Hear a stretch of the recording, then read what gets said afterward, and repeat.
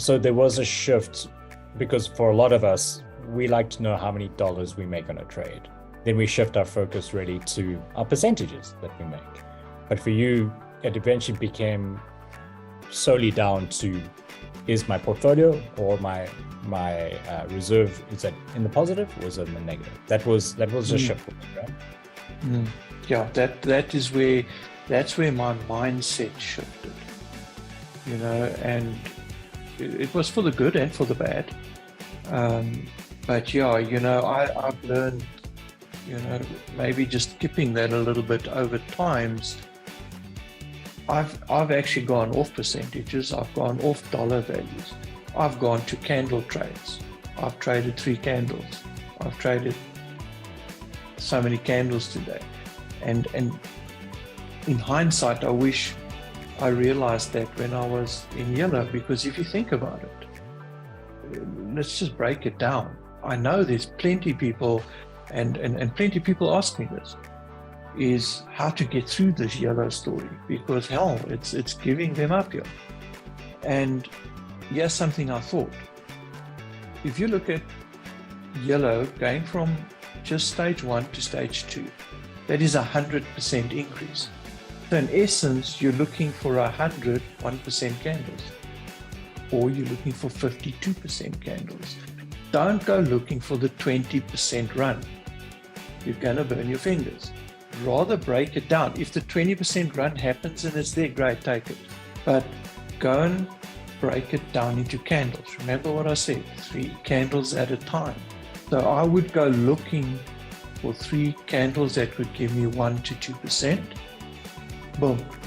My reserve grows, my nerves calm down, and there we go. That's the way I did it. So tell us, what shifted when you went from yellow dots to pink? Was there a noticeable shift? Because now you've achieved something. You've gone through yellow 1 and 2. Was there a shift? Was there any sort of arrogance that came in? Was there any sort of overconfidence? Was there more sense of calm that you'd managed to weather the yellow dot storm?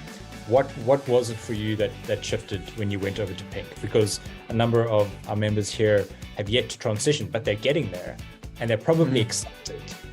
So what shifted for you, Graham? Pink for me was, I almost felt like I'd taken an Uber with Father Christmas as my driver. And this guy did not get a license. He got a South African license. And it took me all over the show.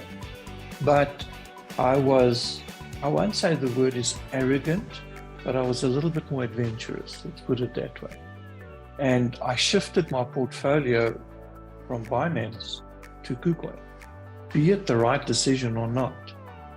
In hindsight, it's the right decision because I would never have known if I didn't do that. And KuCoin is a different animal. And I thought to myself, well, everybody's getting these massive gains. And this was the second lesson I learned.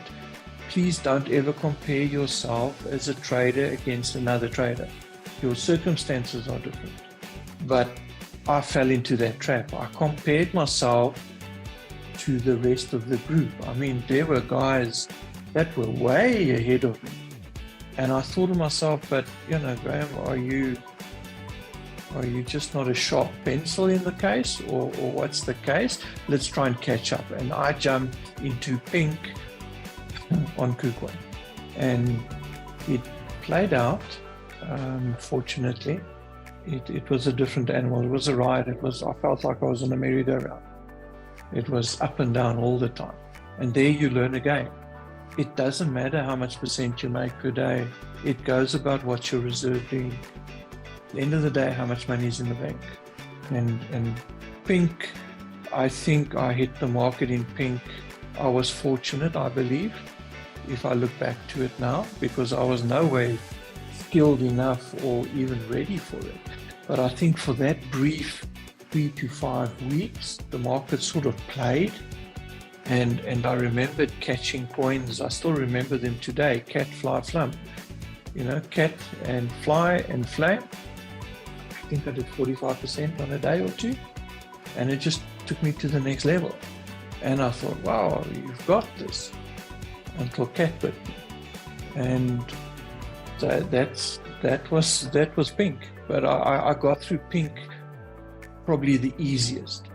But I don't think it was my skill. I just think the market was a little better at that time.